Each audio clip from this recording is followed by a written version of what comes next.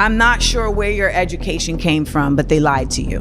Stats don't lie, though. This is what she learned with her hip-hop degree from Columbia University. This is what our universities are turning out. This is why President Trump is right to go after them. So Amanda Seales, who, honestly, I was really not all that aware of, she was an actress who starred in the HBO comedy series Insecure, and she's a comedian who did a supposed comedy special called I Be Knowin' in 2019.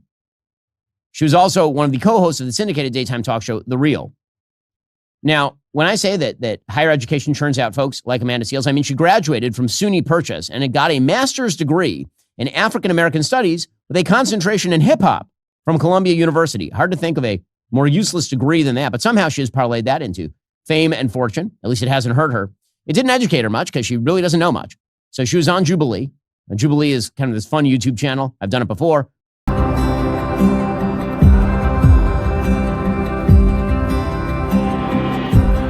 各位观众，我们今天又要来介绍就不理频道的叶问，我要一个打10个。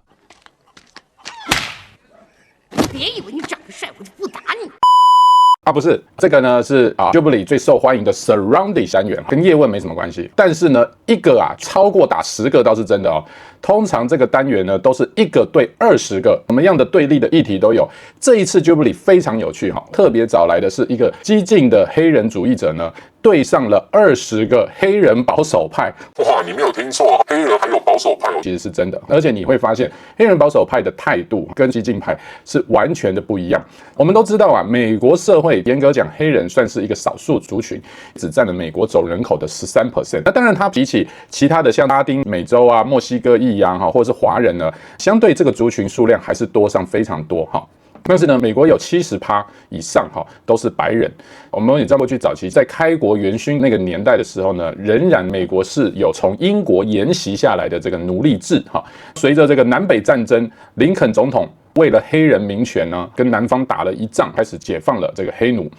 那当然，黑人的平权问题也不是说随着这个奴隶制的解除就消失所以我们也知道后来像马丁路德基恩博士呢，都是不断的在提倡消除白人对黑人的种族歧视的这些公民不服从运动。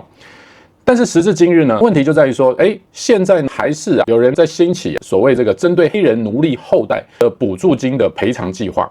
虽然目前并没有全国统一的这样的一个补助，不过在州跟地方的层级呢，是有很多地方政府跟委员会在推动讨论所谓的奴隶制赔偿。那因此呢，这次 Jubilee 频道就请来的激进派的黑人自由主义者 Amanda Seales， 他是个演员、喜剧人，但是他也是个社会评论员。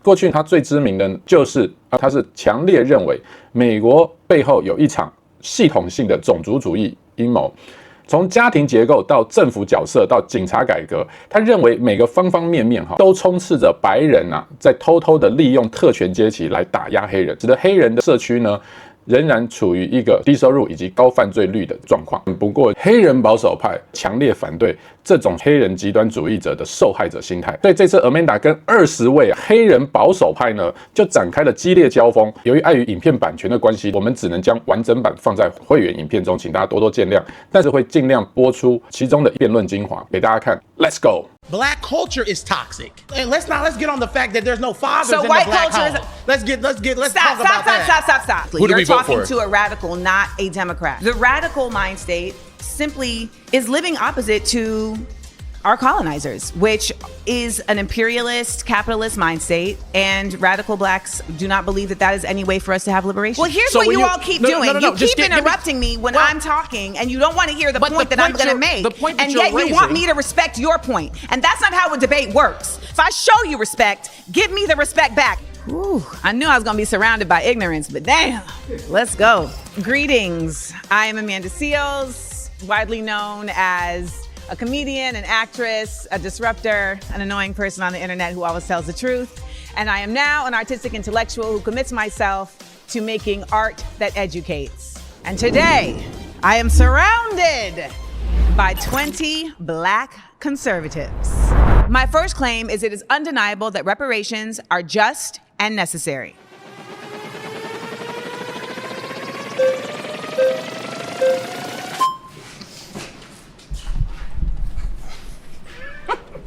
All right, reparations, fair, necessary.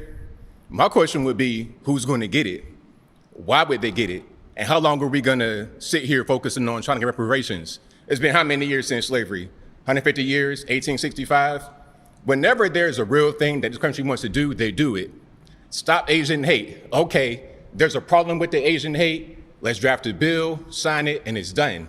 Anything that needs to be done is done. With us, it's a carrot they dangle in front of us that they don't really want to do.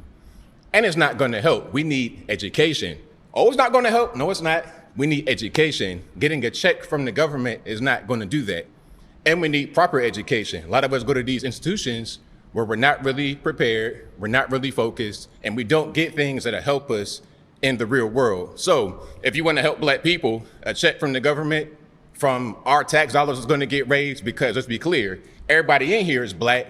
We all American, we all got to pay taxes.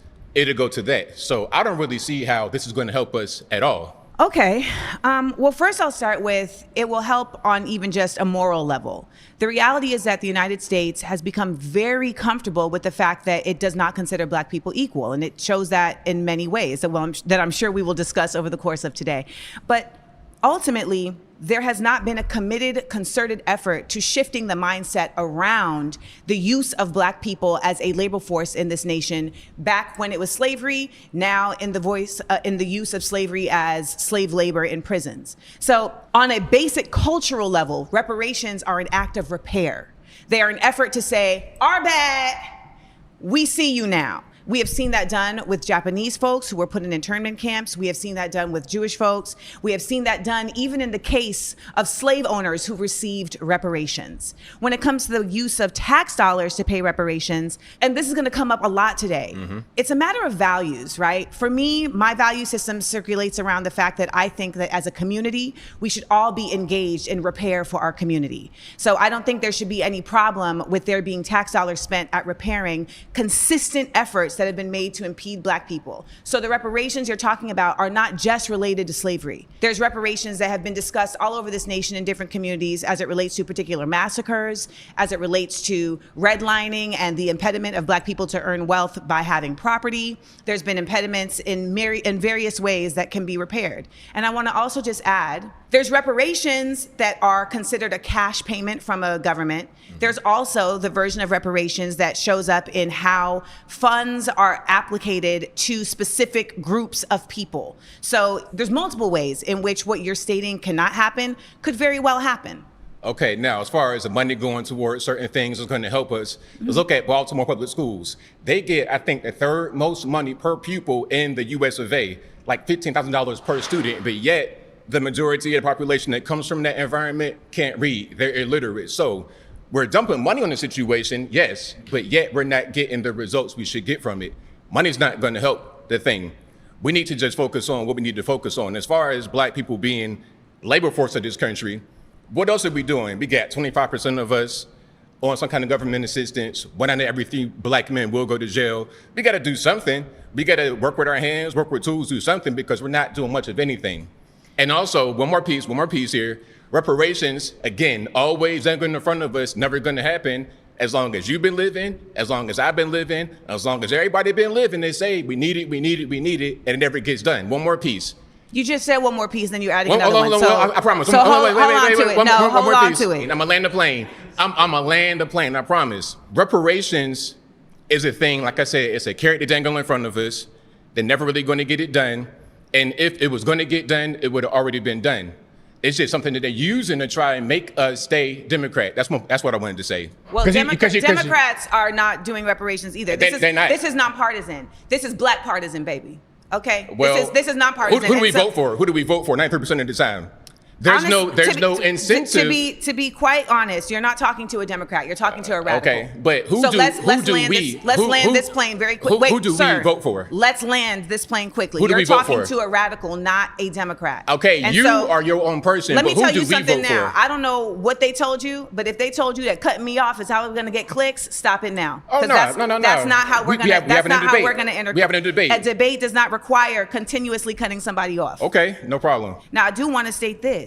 You're stating things as it relates to how money is not fixing a problem without acknowledging the fact that the problem doesn't exist in a vacuum. and that there are so many other factors that are determining how that money is getting spent to impede it from actually fixing a problem. You can put all the money into Baltimore public schools you want, but if you are also putting all this money into policing, into communities that are not getting resources, then you are also creating your own conundrum. The other part of this is that when you're saying they, you know, the they is a broad context. And the last part of this that I will say is that you keep saying they're dangling this in our face, they're dangling in our face. Slavery lasted for 400 years.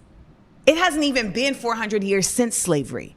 So should we be only fighting for a quarter of the time to get repair? All right, I'm so sorry. You've been voted out by the majority. All right. Please return to your seat. Okay.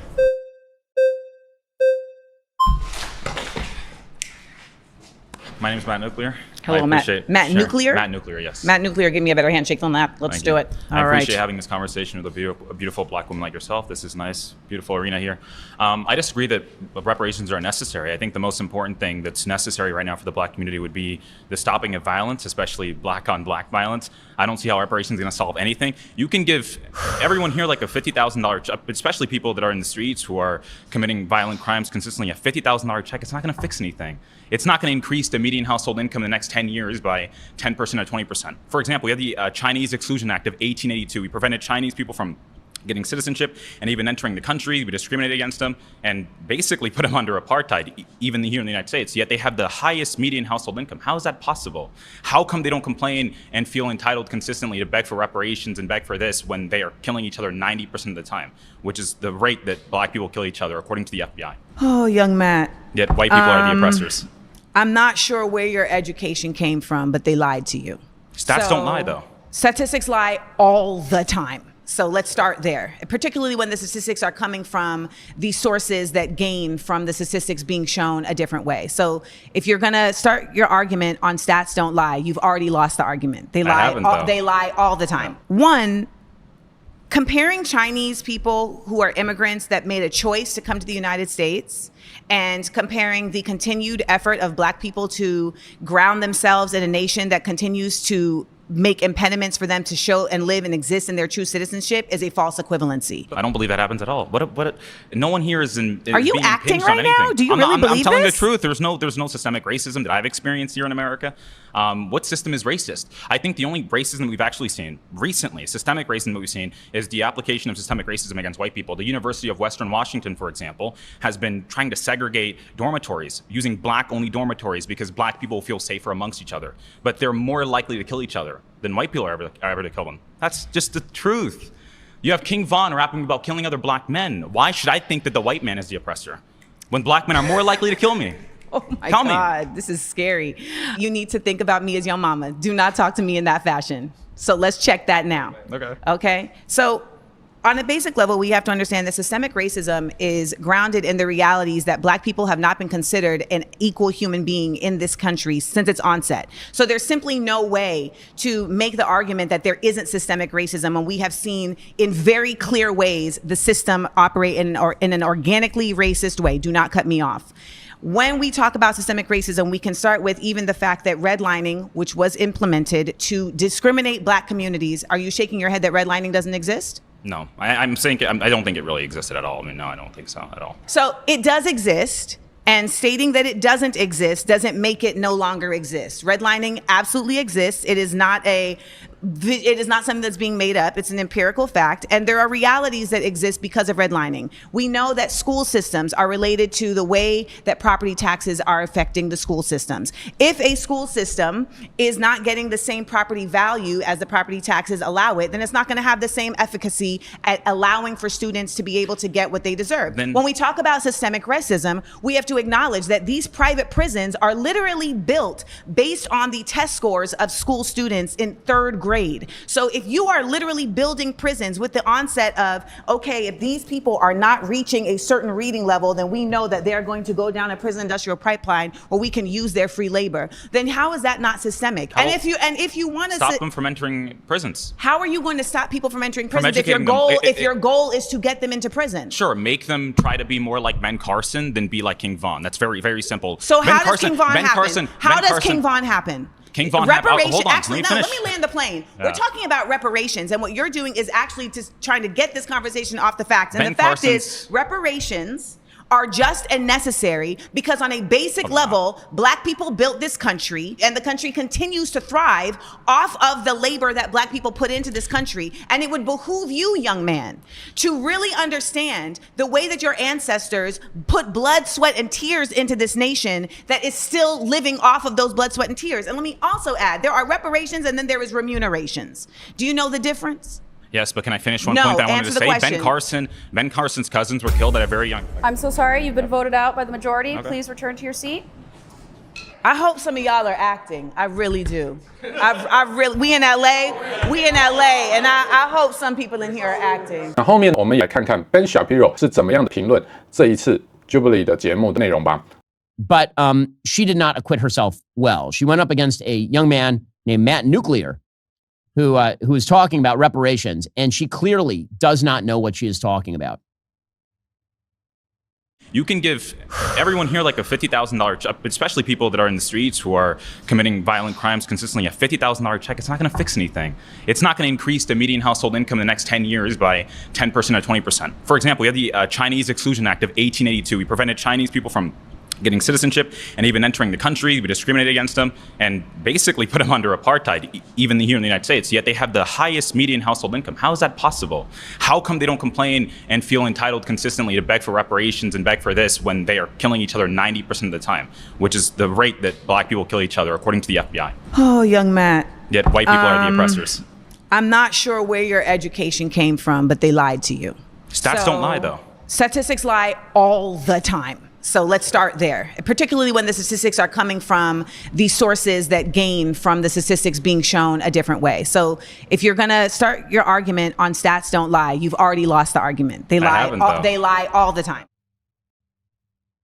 Well, I mean, if you start from the argument that facts do lie, you can't even have a discussion, right? If the argument is that all data are skewed, then you're just going to yell at each other. Because otherwise, how do you even have a common basis, in fact, to have a discussion? This is what she learned with her hip hop degree from Columbia University. Very, very, by the way, I just comment on the outfit. What happened to the rest of her shirt? She has a collar, but I'm not sure what happened to her shirt. Very weird. The cleaners did a bad job here. In any case, she then continued with this young man. And the question was, is there systemic racism against Black people? And again, she just gets owned because she doesn't know what she's talking about. Comparing Chinese people who are immigrants that made a choice to come to the United States and comparing the continued effort of Black people to ground themselves in a nation that continues to make impediments for them to show and live and exist in their true citizenship is a false equivalency. I don't believe that happens at all. No one here is in. Are you acting right now? Do you really believe I'm telling this? the truth. There's no systemic racism that I've experienced here in America. What system is racist? I think the only racism we've actually seen recently, systemic racism that we've seen, is the application of systemic racism against white people. The University of Western Washington, for example, has been trying to segregate dormitories, using Black-only dormitories because Black people feel safer amongst each other. But they're more likely to kill each other than white people are ever to kill them. That's just the truth. You have King Von rapping about killing other Black men. Why should I think that the white man is the oppressor when Black men are more likely to kill me? Oh my God, this is scary. You need to think about me as your mama. Do not talk to me in that fashion. So let's check that now. Okay, so literally no response, just bizarre buzzwords in some way. This is what our universities are churning out. This is why President Trump is right to go after them. Again, the fact that somebody got a subsidized education to get an African-American studies degree at Columbia University, master's, with a specialty in hip-hop, clearly that has not made anybody particularly smarter. So President Trump put out a statement yesterday that Twitter got very angry at. He said the museums throughout Washington, but all over the country, are essentially the last remaining segment of woke. The Smithsonian is out of control, where everything discusses how horrible our country is, how bad slavery was, how unaccomplished the downtrodden have been. Nothing about success, nothing about brightness, nothing about the future. We are not going to allow this to happen. I've instructed my attorneys to go through the museums and start the exact same process that has been done with colleges and universities, where tremendous progress has been made. This country cannot be woke because woke is broke. We have the hottest country in the world, and we want people to talk about it, including in our museums. Okay, so the thing people are picking out in this statement is where he says how bad slavery was. President Trump is not saying that slavery was good or it was okay or not that bad. What he is saying is everything discussed right? Read the whole sentence. Everything discussed is how horrible our country is, how bad slavery was. He's saying, yeah, we should discuss how bad slavery was, but in the context of a broader American story, including the fact that, for example, America expended hundreds of thousands of lives ending slavery. And the story of America is complex. It has really, really dark areas, obviously. But overall, the story of America is an incredibly good story for the world and for the nation, obviously. And that's the point that President Trump is making. People on the left, of course, are jumping all over him for this, suggesting, oh, it's just terrible.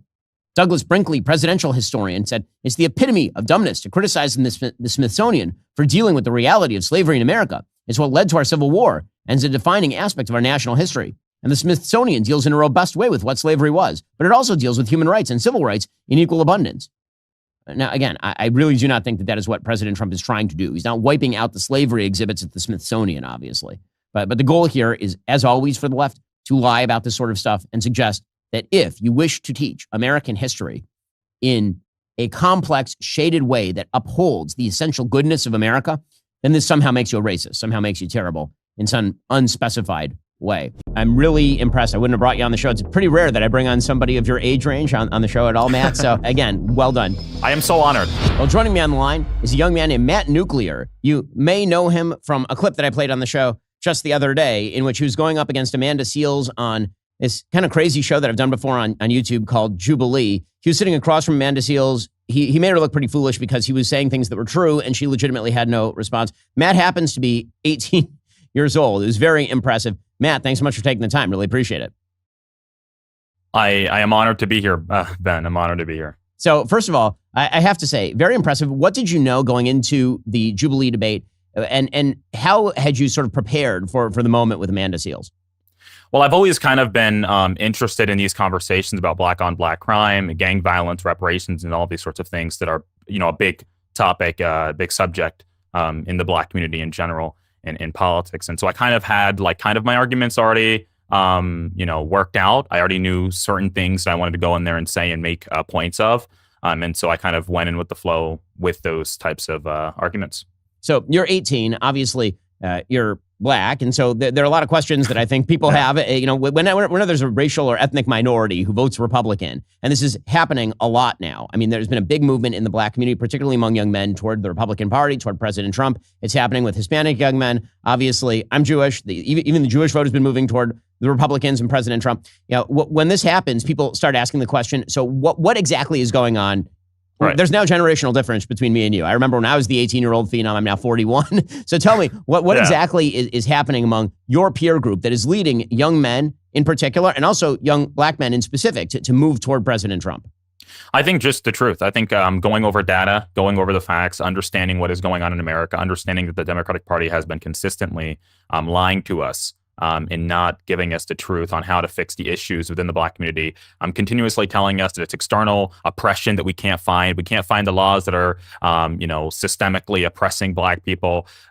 We elected a Black president, right? Barack Obama. The majority of Americans that were white voted for him. This country is not a majority racist country whatsoever. So when we see all of those facts and we see these disparities that still exist, we have to say that there's some other reason for these disparities other than just discrimination, because this is kind of like a presupposition that I think the left has a lot of the time, is which if you see disparities between these ethnic groups, there must be some sort of discrimination. And so what I really wanted to ask her as well, I did mention the median household income of East Asians. I wanted to ask her, are the East Asians oppressing the white people? Is that how they make more? Because that's the kind of thing. They make more, or if you make less or whatever, you must be getting suppressed or oppressed or something like that, which I don't just buy into, right? So, I mean, that attitude, I think, obviously is a better attitude for the country generally. I think one of the worst things that's been happening, I do think it's happening on the left predominantly, but you're even seeing hints of it on the right, are this sort of victim mentality where America is an oppressor country and it's somehow oppressing your particular identity group, and therefore nobody can get ahead in America. It seems like more and more young people are rejecting that message, particularly young men, because the alternative is really, really enervating. It's basically saying to young people, no matter what you do, no matter how hard you work, you can't get ahead because there's some sort of shadowy conspiratorial force that is keeping you down. And what that shadowy conspiratorial force is may differ from sort of the left, broadly speaking, and a small segment of the right, but that it is a very enervating feeling for people. I think young people are rebelling against that. No, yeah, for sure. I think young people are rebelling against it. I think they should be rebelling against it because you can only hold up that lie for so long. You can only tell Black Americans that the reason why they make less than white people or Hispanic people is because of the historical injustices for so long. I did mention to her as well that Chinese people went through the Rock Spring Massacre in Wyoming. In, I believe, was it 1861? They went through the Chinese Exclusion Act. They were only able to gain citizenship here in the country in 1943, yet they make the most amount of money, median household income. They don't commit a significant level of crime at all, right? So I believe in-group actions and in-group priorities. I also wanted to mention her gang crime. I mentioned her, a prominent rapper who gained hundreds of millions of views talking about unaliving other Black men. The BLM didn't come out for that. I mentioned KTS3, who was a Black man who was unalived by other Black men. No BLM came out for that. BLM relies on this narrative of white oppressor versus Black/brown victim. If that doesn't happen, then they don't come out. And they like to play this game where like, oh, it's only if cops do it. Well, Daniel Penny, when he, unalived what's called Jordan Neely at the subway train where other people felt threatened, they called the cops as well, and people helped him. BLM New York came out for that as well, and they were threatening white people, saying, we need to protect ourselves from these weird white people who just want to come attack us. You know what I mean? So yeah, I think this victim narrative is going to fade away. And of course, how she presented herself or responded to the arguments shows that she really doesn't know how to respond to these arguments. And she's really not answering the questions we want to ask. So Matt, you're 18 years old. What do you do next? I mean, are you planning on going to college? If so, where? What's the story? Yeah, I'm thinking about going to college for sure. I have not truly made up my mind around that, but I have been, doing these podcasts ever since this Jubilee video released. I'm getting more and more into politics. I've been debating really for about 3 years. Like I've had these discussions online with people for a decent amount of time, but I've only recently in the last, I believe, 6 months, been doing TikTok debates where I have like people come up and just debate me on like subjects like Israel and Palestine and a lot of these different subjects. I'm a person who's very interested in politics. And yeah, I'm just interested in politics and just trying to get into the political sphere. I think one of the things that's changed for people of your generation, as opposed to people of my generation, when I was growing up, there still was, although the internet was starting to blossom, a sort of legacy media domination. That has totally ended. What is your typical news diet? How do you gather information? Well, I gather information by looking at all of the different sources online. I don't just look at one. If I'm looking at Reuters, I'll look at NPR, I'll look at AP News, I'll look at everyone and what they're saying. And it's not even just a source, it's what is the evidence for that source, which is also an important. What is the primary information? What is the primary data that we can gather and we can look at? And I think this is what individuals should be focused on, is understanding the facts, not just reading headlines, but reading past the headlines, getting into the context and actually making their opinions, because I believe the majority of Americans don't really get that deep into understanding what goes on. Right, the majority of Americans don't know the three branches of government and so many of these different things. So I think getting more involved in understanding context, understanding what is going on, and primary sources is a good way to go about research. So meanwhile, I saw that you got into a bit of a tete-a-tete with Rob Smith, who attacked you for the great crime of apparently your parents are from Angola, you grew up in Maine. Apparently this means that your opinions are somehow not as relevant as a Black American because you're of African extraction more recently. So what did you make of the criticism? Well, I thought it was pretty humorous. I thought it was pretty silly. I did used to watch, Rob Smith as well. I thought he was a decent, Black Republican I used to look up to.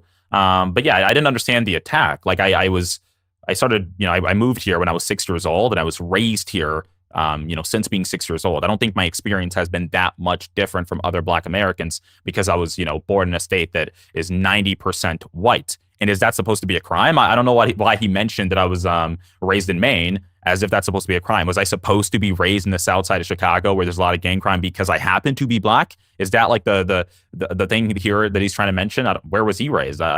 So it's I think it's pretty silly. I didn't like that.